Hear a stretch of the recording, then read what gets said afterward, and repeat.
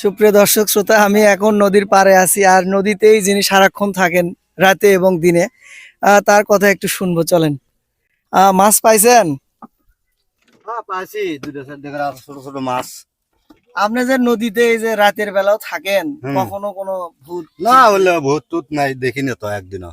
এখন তো মানুষ আসলে এভাবে নদীতে মাছ ধরে না, সবাই তো পুকুরের মাছ এনে বিক্রি করে, কিন্তু আপনার কি মানে না আমার ওই, আমি তো গরিব মানুষ, আমার পুকুর টুকুর নাই, এই জন্যই আর কি নদীর ধরে পাইলে সংসার চালাই। চালায় আর কি। হ্যাঁ, তো সংসার সারা চালাই। বছরই তো আপনি দেখি যে নদীতেই থাকেন।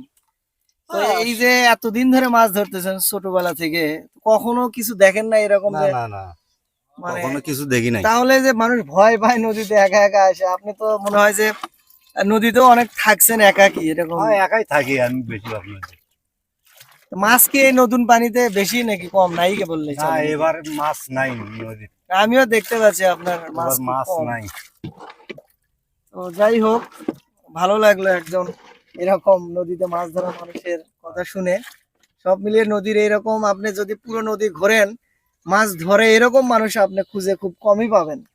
কারণ এখন ওই যে বললাম, সবাই একটু জীবিকার তাগিদে স্মার্ট হয়ে গেছে। সব মিলে ভালো থাকবেন, আবারও দেখা হবে আচ্ছা। ইনশাল্লাহ।